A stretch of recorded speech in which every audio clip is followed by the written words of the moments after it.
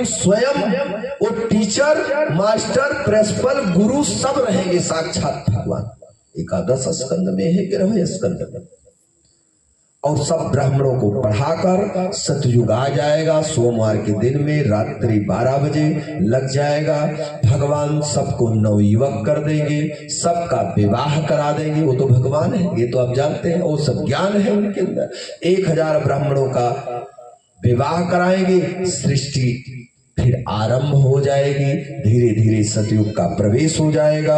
भगवान वैष्णो देवी के पुनः साथ अपने गरुड़ विमान, गरुड़ वाहन को बुलाएंगे और भगवान गरुड़ पर विराजमान होकर सीधा वैकुंठ लोक को चले जाएंगे। बोले बाल कृष्ण लाल की जय। अभी कल की भगवान को नहीं कहेंगे जय, क्यों? ये सोचो, उसमें हो सकता है हम आप में कौन कौन रहे। 1000 ब्राह्मणों। भैया ये मेरी बात को समझो। आज जो तुम भागवत कथा आदि ग्रहण करते हो, ये सब तुम्हारे जीवन से मिट नहीं सकता। संसार में सब सुंदर है। कोई नहीं है कि महाराज जी आए, बहुत सुंदर कथा के, उनके यहाँ कथा हुई, सुंदर नहीं हो पाई, वो कराए और बड़ा कराए करोड़ों। ये बात नहीं है। यहाँ धन, महाराज आदि विद्वानों की जरूरत नहीं है। यहाँ तो मुझे वो चीज ग्रहण करना है, मैं अपने पद को ना कमाए। अब सुनो सुंदर ढंग से। मान लो सृष्टि में भगवान सबको ब्राह्मण बनाया। आज जो लड़ाई हो रही है सब छोड़ दो। हमने ये कथा बहुत पहले ही किया, 2016 में इस बात को कही थी। आज मैं दोबारा, तब बलरामपुर में कहा था, आज मैं गोंडा में कह रहा हूं। आप लोग का प्रेम और वात्सल्य के कारण जितने सुंदर ढंग से सुन रहे हो, इसीलिए मैं बताना चाहता हूं। जिस सृष्टि में कोई वर्ण रहेगा, कलयुग के अंत में कोई वर्ण बचा? कोई नहीं बचा, केवल संत लोग बचे। और संत में वो ब्राह्मण लिखा गया, सब 1000 ब्राह्मण ही बचेंगे, सबका विवाह होगा। अब उन्हीं ब्राह्मणों से जो पुत्र होंगे उन्हीं से वर्ण बनाया जाएगा। तो वर्ण कौन बनाया? ब्राह्मण ने ना बनाया। समझिएगा ध्यान से।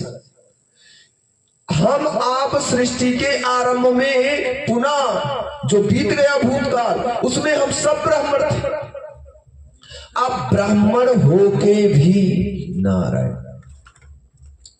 हमने क्या कर्म किया? हम मान लो 4 भाई हैं। अब हमने तो तीनों भाइयों को बुलाकर, आप हमारे 3 भाई हैं, हमने सबको ज्ञान कथा भागवत आदि ज्ञान दिया, अपना भी विवाह कर लिया और आप तीनों का विवाह कर लिया। हमारे भी बच्चे हो गए, आपके भी बच्चे हो गए। हमने कहा भैया सब लोग संध्या उपासना करो, तो तीनों लोग तो कर रहे हैं। करते करते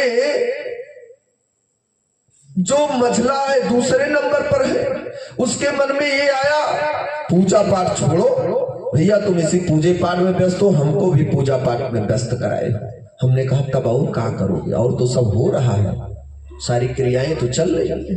बोला हम नहीं करेंगे, तो हम नहीं हमने कहा जब नहीं करोगे तो एक सीढ़ी खसक जाएगी। ना करने का मतलब तुमने अहम आ गया, क्रोध आ गया, जाओ तुम क्षत्रिय वर्ण के हो। संध्या उपासना ना करने के कारण वो क्षत्रिय वंश में आ गया, क्षत्रिय की उपाधि दे दिया। ये हमारी मन की सोच है, हम अपने मन से आप लोगों को समझा रहे हैं, ये लिखा पढ़ा नहीं गया है। हमने कहा कि भैया ठीक है जाओ तुम क्षत्रिय हो गए। अब तो भैया अब हम क्या करें, अब तो श्राप मिल ही गया, वरदान तो प्राप्त ही हो गया, भाई को हमने दे दिया। अब कहा तो हम करें क्या? हमने कहा तुम पूरी सृष्टि की रक्षा करो, कोई आक्रमण न करने पाए तुम्हारे भाइयों पर, हमारे यज्ञ आदि कर्मों में किसी प्रकार का विघ्न न होने पावे। भाई ने मेरा तलवार आदि धार बंदूक सारी व्यवस्थाएं धनुष बाण आदि फरसा कटारी लेकर तैयार हो गया, उसके वंश में जितने हुए सृष्टि की रक्षा कर रहे हैं। दूसरा वाला तीसरा भी अपने संध्या उपासना को त्याग कर माया में लगा। कहा भैया हमारे भी बस की नहीं है, हमने ये नहीं कर पाऊंगा। तो वो माया की खोज करने लगा, तो इसकी 2 सीढ़ी खसक गई। क्यों? इसके अंदर अभिमान नहीं आया, बड़ी सरल भाव से आया, कहा मेरी बस की नहीं है। तो हमने कहा जब तुम्हारी बस की नहीं है, तुम माया में हो, तो तुम वैश्य हो जाओ, जाओ, ये वैश्य का काम है। तो उन्होंने किराना दुकान आदि फार्चून का तमाम क्रियाएं सब आभूषणों का कार्य करने लगे। अब चौथे की बात आ गई। चौथा बोला मेरा मन ही नहीं लग रहा। हमने कहा भैया जब सब छोड़ चले जाओगे तो हमारा ये पूजा पाठ फूल धूप कौन लाएगा, हमारी फरफरार की व्यवस्था कौन करेगा? बोले भैया मेरी भी बस की नहीं है, आप ही करो, आप ही का ये संसार है, आप ही करो।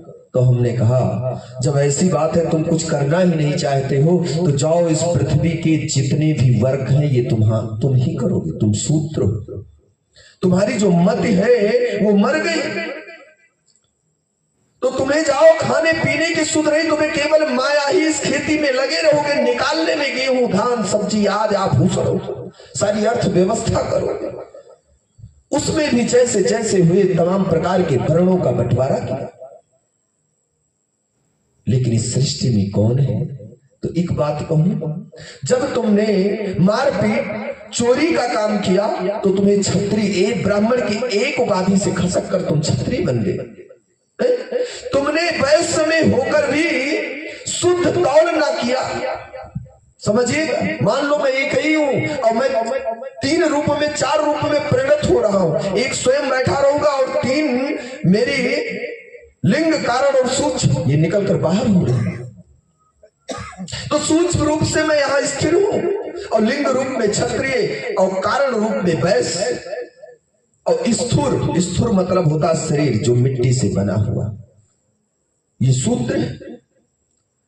तो हमने कहा तुमने चोरी डकैती मारपीट के कारण तुमने क्षत्रियों का कर्म किया, ब्राह्मण का एक सिरी खसक गया, तुम क्षत्रिय बन गए। और तुमने तौल बराबर नहीं किया, लेनी देनी में चोरी और बेईमानी किया, तो तुमने क्षत्रिय से भी एक सिरी खसका कर वैश्य में चले गए। और वैश्य में भी होने के कारण, शुद्ध कर्म ना करने के कारण तुमने शूद्र गति को प्राप्त किया। इसलिए इन तीनों हैं एक, ये तीनों मेरे ही भाई हैं, मेरी ही आत्मा है। लेकिन कारण जैसे आपके 4 पुत्र हैं तो कोई एसपी बना, कोई डीएम बना, क्यों कहा रहे इन्हें राजनीति में ढकेल दिया, और कहा रहे छोड़ला हमरे लगेंगे, हम अपने छुट के लड़के को फेर हमरे लड़की कहा जा रहा है, ये सब तो सब बहिरे है नहीं। लेकिन उसकी क्या है, वो तो खेती ना करेगा, तो चाहे ब्राह्मण हो, चाहे क्षत्रिय हो, चाहे शूद्र हो, चाहे वैश्य हो, उसकी तो उपाधियां किसमें आपने डाल दिया? आपने शूद्र में ही डाल दिया। जो डीएमएसपी जज है वो कौन है? ब्राह्मण है, क्षत्रिय है, वैश्य है। और जिस लाला को तुमने अपने, जिस पुत्र को जिस मिट्टी ग्रस्त में डाला, वो क्या करेगा बताइए? कहीं वो सिग्नेचर करेगा? किसी से उसकी मिलने की व्यवस्था होगी? कोई उससे ऑर्डर लेने आएगा?